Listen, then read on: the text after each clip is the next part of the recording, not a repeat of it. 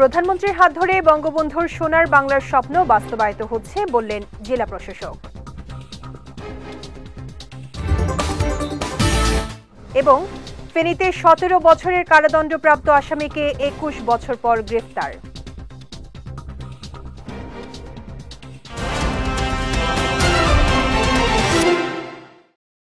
আসসালামু আলাইকুম। বিএসআরএম চট্টগ্রাম সংবাদে আমন্ত্রণ জানাচ্ছি আমি শেখ তাসফিয়া করিম। শুনছিলেন শিরোনাম, এবারে বিস্তারিত। প্রধানমন্ত্রী শেখ হাসিনার হাত ধরে বঙ্গবন্ধুর সোনার বাংলার স্বপ্ন বাস্তবায়িত হচ্ছে বলে মন্তব্য করেছেন চট্টগ্রাম জেলা প্রশাসক আবুল বাশার মোহাম্মদ ফখরুজ্জামান। সকালে জেলা প্রশাসনের সম্মেলন কক্ষে ঐতিহাসিক মুজিবনগর দিবস এবং বাংলাদেশের স্বাধীনতার শীর্ষক আলোচনা সভায় প্রধান অতিথির বক্তব্যে তিনি এ মন্তব্য করেন। এ সময় উন্নয়নের ধারা অব্যাহত থাকলে বাংলাদেশ উন্নয়নশীল দেশে রূপান্তরিত হবে বলেও প্রত্যাশা ব্যক্ত করেন তিনি। অতিরিক্ত জেলা প্রশাসক রাকিব হাসানের সভাপতিত্বে সভায় জেলা পুলিশ সুপার এস.এম. শফিউল্লাহ সহ অনেকে উপস্থিত ছিলেন। ফেনীতে অস্ত্র মামলায় ১৭ বছরের সশ্রম কারাদণ্ডপ্রাপ্ত পলাতক আসামি মনিরুল আলমকে দীর্ঘ ২১ বছর পর গ্রেফতার করেছে র্যাব। দুপুরে সংবাদ বিজ্ঞপ্তিতে এই তথ্য নিশ্চিত করেন র্যাব ৭ চট্টগ্রামের সিনিয়র সহকারী পরিচালক মোহাম্মদ নুরুল আফসার। তিনি জানান, গতরাতে ফেনী মডেল থানার মাস্টারপাড়া এলাকায় অভিযান চালিয়ে তাকে গ্রেফতার করা হয়। প্রাথমিক জিজ্ঞাসাবাদে গ্রেফতারকৃত আসামি ফেনী, চট্টগ্রাম সহ দেশের বিভিন্ন স্থানে ছদ্মবেশে আত্মগোপনের কথা স্বীকার করেছে বলে দাবি করেছে র্যাব। পরে তাদের সংশ্লিষ্ট থানায় হস্তান্তর করা হয়। নানা আয়োজনে কক্সবাজারের পেকুয়ায় ঐতিহাসিক মুজিবনগর দিবস পালিত হয়েছে। সকালে উপজেলা প্রশাসনের উদ্যোগে বঙ্গবন্ধুর প্রতিকৃতিতে পুষ্পস্তবক অর্পণ শেষে একটি র্যালি উপজেলার প্রধান সড়ক প্রদক্ষিণ করে উপজেলা পরিষদে এসে শেষ হয়। এ সময় উপজেলা পরিষদের হলরুমে আয়োজিত আলোচনা সভায় উপজেলা নির্বাহী কর্মকর্তা সাইফুল ইসলাম, পেকুয়া উপজেলা সহকারী কমিশনার রুম্পা ঘোষ, থানার ভারপ্রাপ্ত কর্মকর্তা সুদীপ্ত শেখর ভট্টাচার্য সহ অনেকে উপস্থিত ছিলেন। সভায় বক্তারা ঐতিহাসিক মুজিবনগর দিবসের গুরুত্ব ও তাৎপর্য নিয়ে আলোচনা করেন। চট্টগ্রামে ঐতিহাসিক মুজিবনগর দিবস উপলক্ষে আলোচনা সভার আয়োজন করেছে মহানগর আওয়ামী লীগ। সকালে নগরীর থিয়েটার ইনস্টিটিউট মিলনায়তনে এই সভার আয়োজন করা হয়। মহানগর আওয়ামী লীগের সভাপতি মাহতাব উদ্দিন চৌধুরীর সভাপতিত্বে সভায় বক্তব্য রাখেন দলের সাধারণ সম্পাদক আজম নাসির উদ্দিন, সহ সভাপতি নইমুদ্দিন আহমেদ চৌধুরী, সাংগঠনিক সম্পাদক নোমান আল মাহমুদ সহ অনেকে। এ সময় ঐতিহাসিক এ দিবসের তাৎপর্য তুলে ধরেন বক্তারা।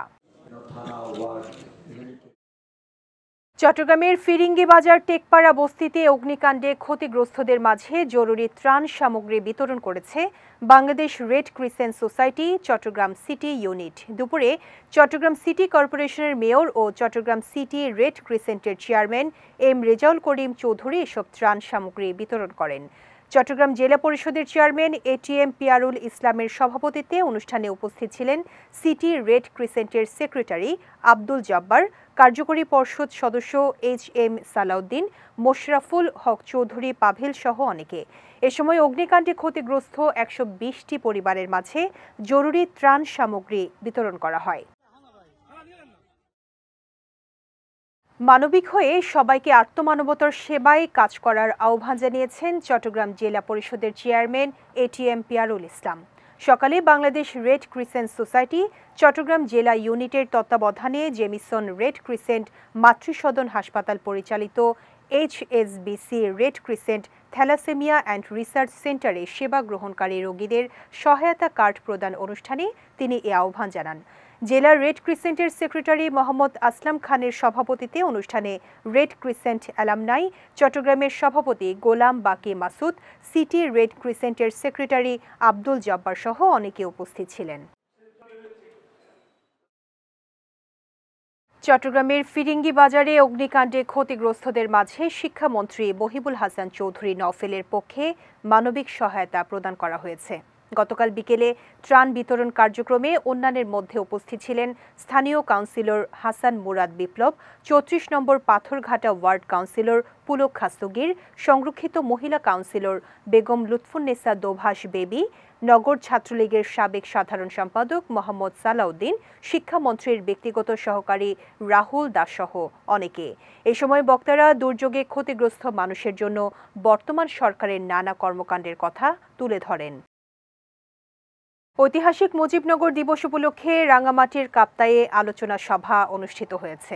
সকালে উপজেলা পরিষদের সম্মেলন কক্ষে উপজেলা প্রশাসনের উদ্যোগে এই সভা অনুষ্ঠিত হয়।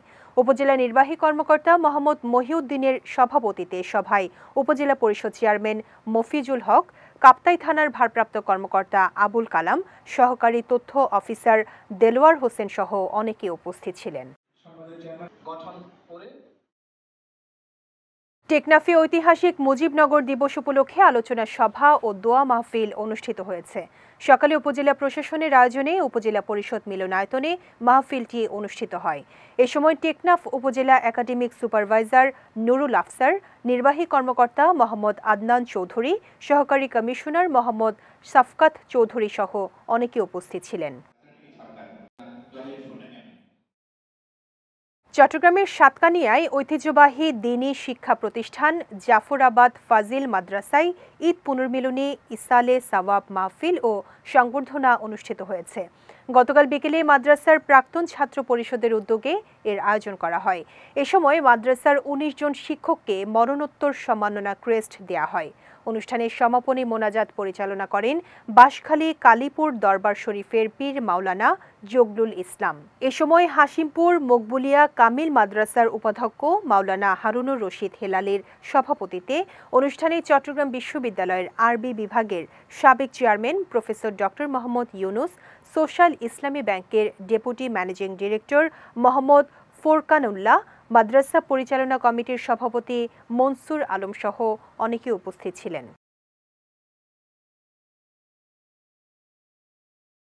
সুন্দর জীবন গঠনে সুস্থ সংস্কৃতি চর্চার কোনো বিকল্প নেই। শিক্ষার্থীরা লেখাপড়ার পাশাপাশি খেলাধুলার সঙ্গে সম্পৃক্ত থাকলে বিপথগামী হবে না। গতরাতে নগরীর কাজীর দেউরি একটি রেস্টুরেন্টে সংস্কৃতিসেবীদের মতবিনিময় ও আলোচনা সভায় বক্তারা এসব কথা বলেন। অনুষ্ঠানের উদ্বোধন করেন বীর মুক্তিযোদ্ধা মাহফুজুর রহমান। অনুষ্ঠানে আরও বক্তব্য রাখেন AQM সিরাজুল ইসলাম, স্বাধীন বাংলা বিপ্লবী বেতার কেন্দ্রের শিল্পী জয়ন্তী লালা, সঙ্গীত শিল্পী আব্দুর রহিম সহ অনেকেই। চট্টগ্রাম সংবাদ শেষ করার আগে শিরোনামগুলো দেখে নিচ্ছি আরও একবার।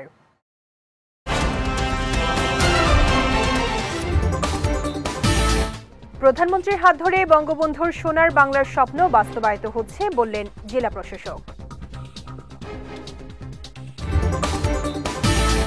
এবং ফেনীতে ১৭ বছরের কারাদণ্ডপ্রাপ্ত আসামিকে ২১ বছর পর গ্রেফতার।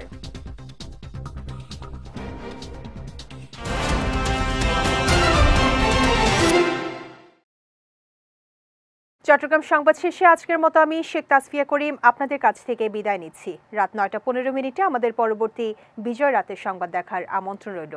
এছাড়াও আজকের চট্টগ্রাম সংবাদের ভিডিও দেখতে পারেন আমাদের ইউটিউব এবং ফেসবুক পেজে। আমাদের ইউটিউব হলো youtube.com/বিজয়টিভি এবং আমাদের ফেসবুক পেজ হলো facebook.com/বিজয়টিভি লিমিটেড। এতক্ষণ সঙ্গে থাকার জন্য ধন্যবাদ সবাইকে।